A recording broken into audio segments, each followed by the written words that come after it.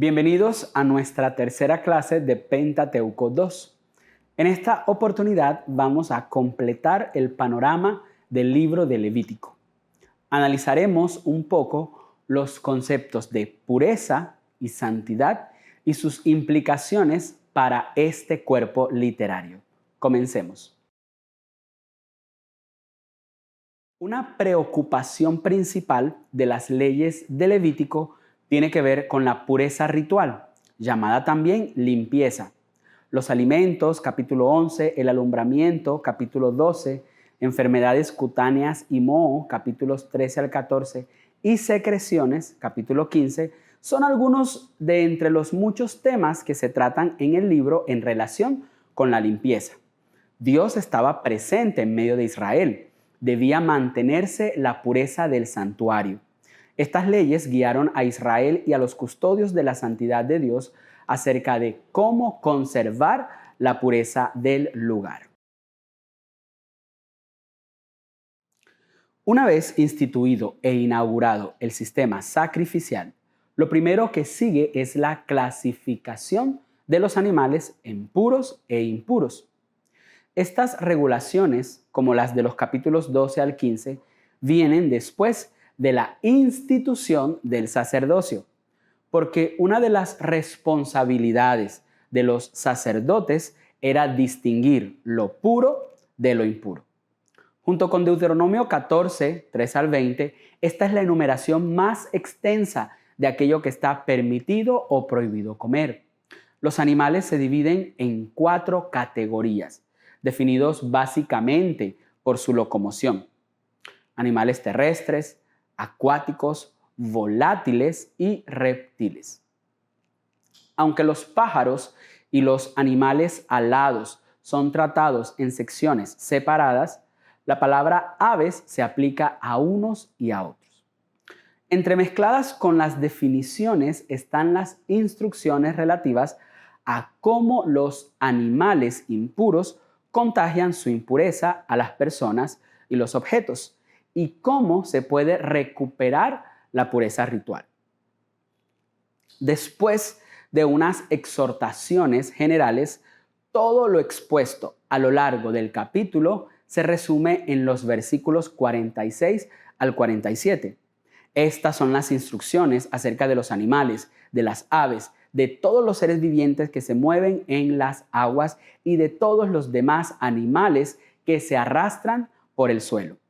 Así se establecerá una distinción entre lo puro y lo impuro, y entre los seres vivientes que están permitidos comer y los que no pueden ser comidos. En Levítico 11, la palabra clave es tame, un adjetivo que significa impuro. Al clasificar a ciertos animales dentro de esta categoría excluyente, la Torá hace del régimen dietético un elemento esencial para la santidad. Pero el texto no explica por qué ciertos animales han de ser evitados y otros no. Y esto ha dado lugar a innumerables discusiones, antiguas y modernas. Por otra parte, algunas veces no sabemos bien de qué animales se trata. Un experto estima que solo el 40% de las identificaciones se puede considerar seguras. La clasificación de los animales en 3 categorías, según el espacio en que se mueven, tierra, agua, aire, evoca el orden establecido por Dios en la creación, en Génesis 1. Late aquí el deseo de preservar el orden y las distinciones propias de la creación. La concepción del mundo como creación ordenada es fundamental en la antropología social. Detrás de esta concepción de los escritos sacerdotales se esconde una filosofía del universo presentada en forma arcaica. El orden cultural y el sistema social son un reflejo del orden cosmológico. En el antiguo Israel, la fecundidad era un signo del favor divino y la esterilidad una afrenta. El nacimiento de un niño constituía un evento gozoso y el padre de una familia numerosa podía considerarse bendecido por Dios. Por otra parte, la reproducción es esencial para la supervivencia de la humanidad. Dios quiere que el hombre y la mujer sean fecundos y este mandamiento divino fue reiterado a Noé después del diluvio. Por tanto, resulta extraño que el parto vuelva impura a la madre y la obligue a someterse a un rito de purificación. El Levítico establece que la mujer, en el momento de dar a luz, se abstenga temporalmente de participar en el culto, pero como de costumbre no explica el por qué. Probablemente lo que hacía impura a la madre no era el parto en sí, sino el flujo que acompañaba el nacimiento. De hecho, 3 veces se menciona su sangre o el flujo de la sangre. La impureza era obviamente de carácter ritual, no moral. Al concluir el periodo de aislamiento establecido por el ritual, la madre debía presentar 2 clases de sacrificios, un holocausto y un sacrificio de purificación. Por último, el capítulo hace una concesión especial a favor de los pobres. En el Nuevo Testamento se menciona este rito de purificación en relación con el nacimiento de Jesús.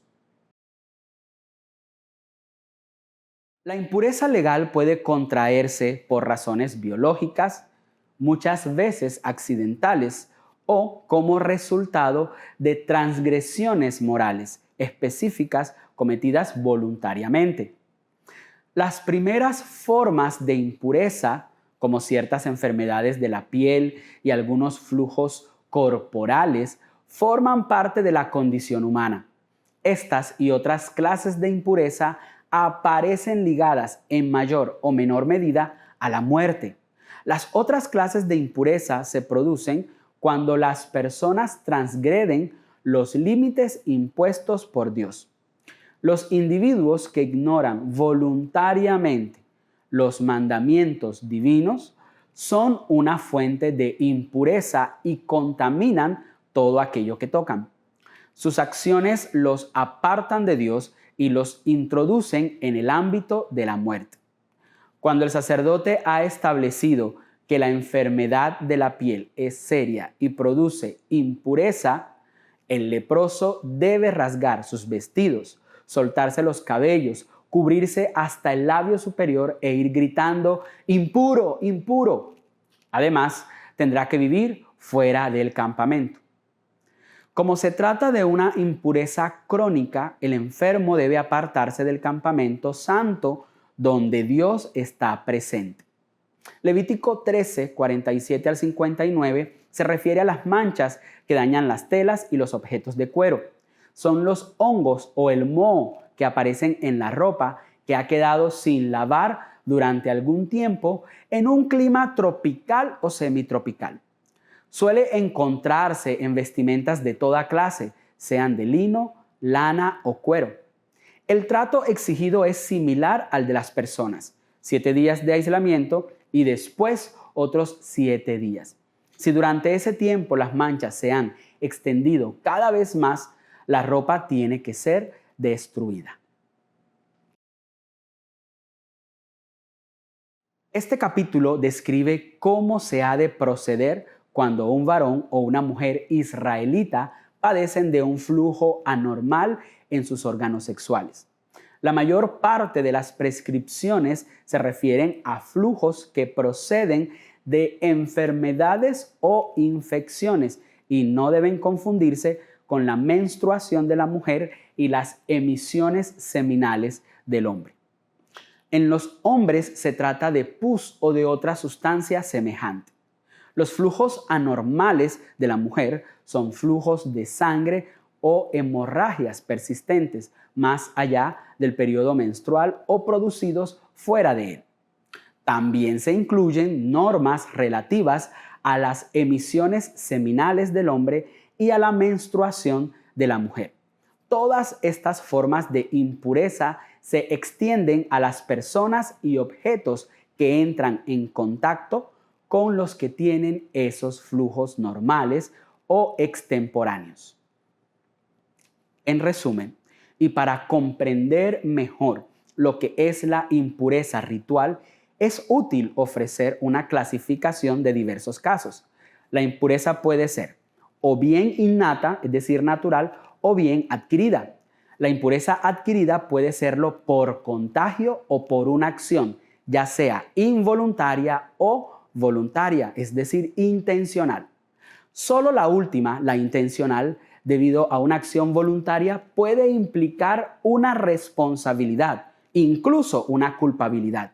Pero en muchos casos se trata de una acción lícita, a veces incluso obligatoria, como enterrar a un muerto.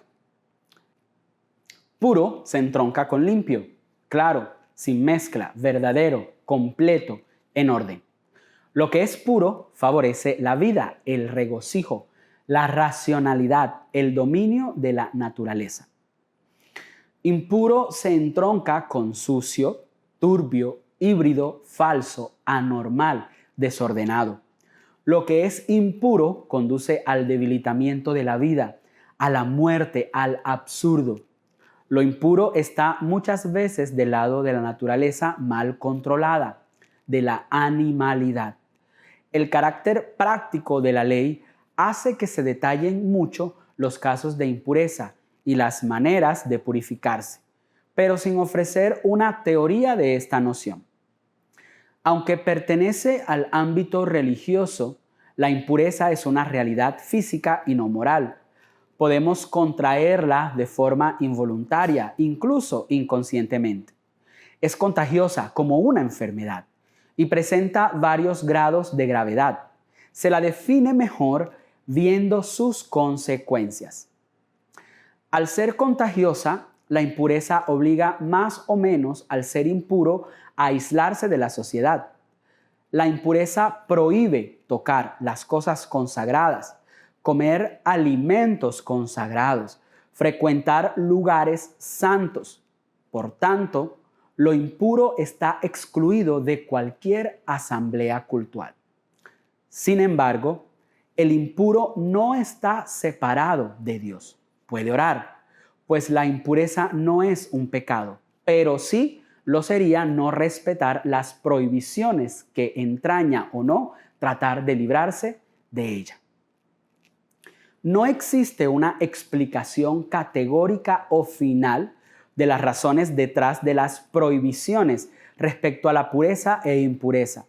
Podemos sugerir algunas analogías detrás de estas leyes. Si únicamente el pecado es causa de muerte, la impureza es también una pérdida de vida, es un camino hacia la muerte. No puede más que repeler al Dios vivo, fuente de vida. El Dios sabio que ha creado un mundo ordenado e inteligible no puede amar lo que tiende hacia el desorden, la confusión, la animalidad. Uno no puede santificarse sin ser primeramente purificado. Por tanto, se podrá llamar santificación a la simple purificación. Por lo tanto, se pueden concluir algunos principios. Santo e impuro son incompatibles. Lo santo es puro, pero lo puro no siempre está consagrado. La impureza no es un pecado, tanto más cuanto que muchas veces es inevitable. No hacer lo necesario para tratar la impureza sí puede convertirse en un pecado y traer culpa.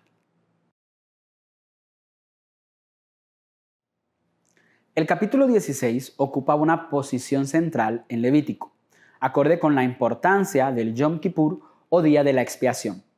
Una vez al año, el día 10 del séptimo mes, se celebraba el Día de la Expiación, una de las mayores fiestas de la comunidad israelita.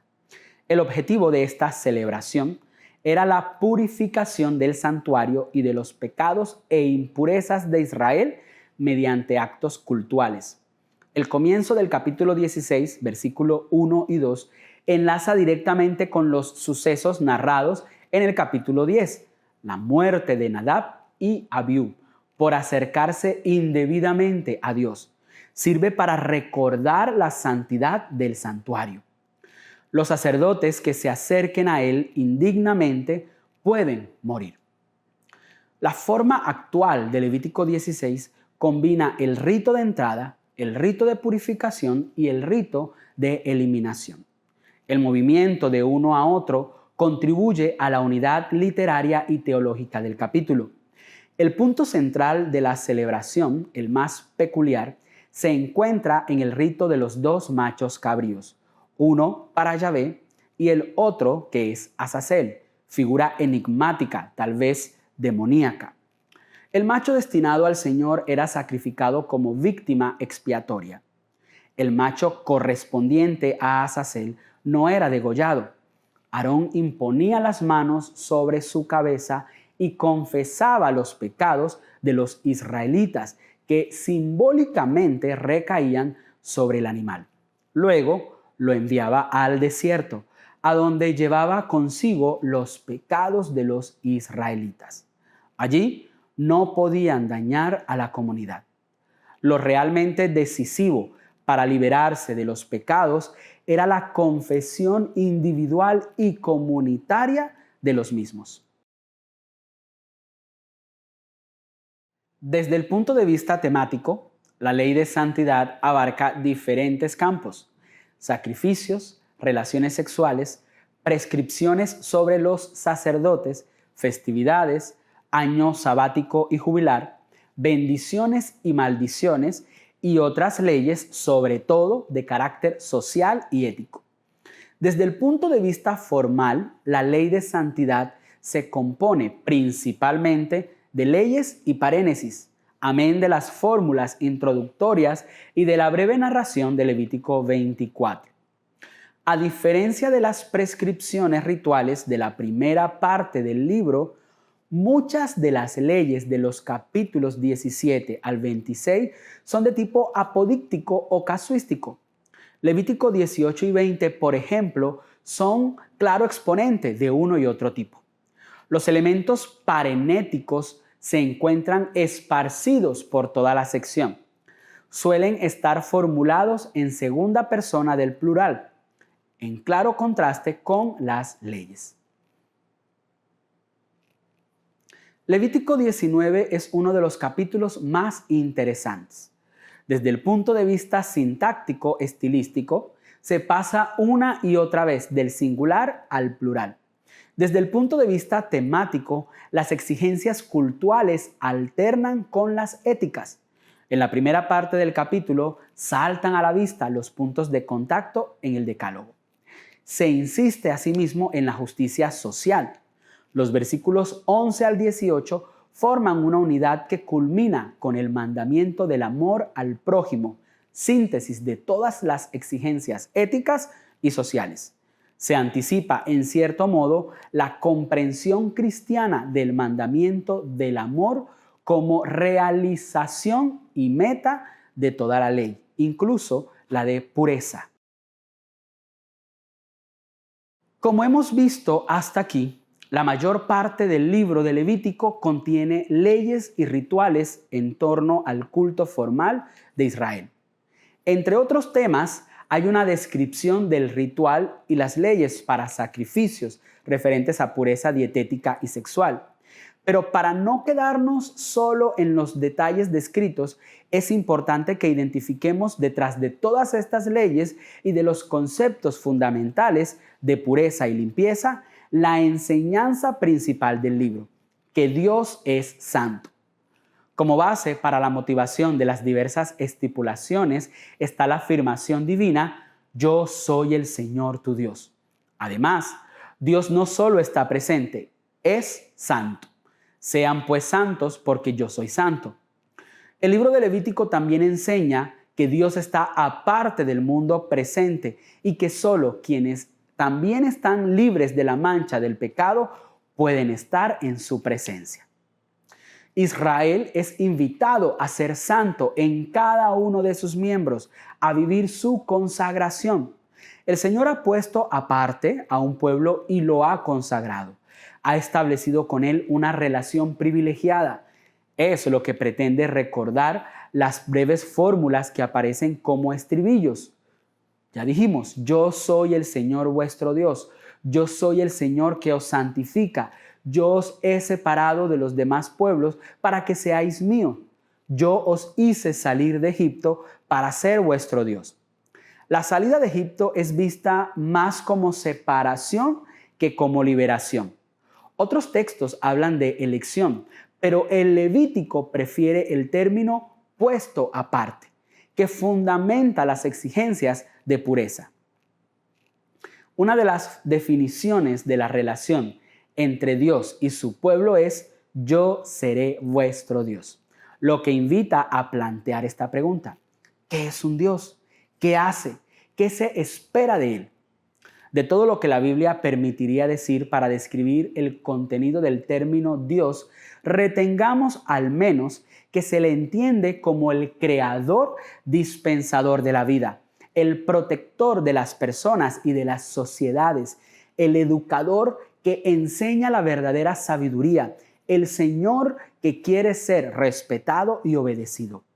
La ley de santidad se fija sobre todo en los temas de bendición y de exigencias.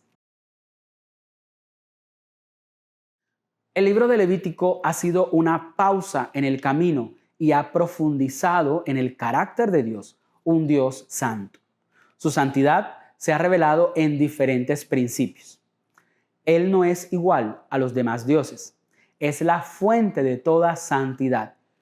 Quien se acerca a Él debe hacerlo con cuidado y respeto. Debe ser santo. La santidad no se limita a situaciones físicas o rituales. Abarca las relaciones sociales e íntimas. La santidad de Dios permite y provee todo lo necesario para que las personas se acerquen a Él. Si somos santos, viviremos una realidad diferente a la del mundo que nos rodea y nos pareceremos más a Dios, no necesariamente aislándonos de todo lo que está a nuestro alrededor, pero sí afectándolo y acercándonos desde otra perspectiva. Esto y más lo encontramos en el libro de Levítico. En el próximo video analizaremos el libro de Números.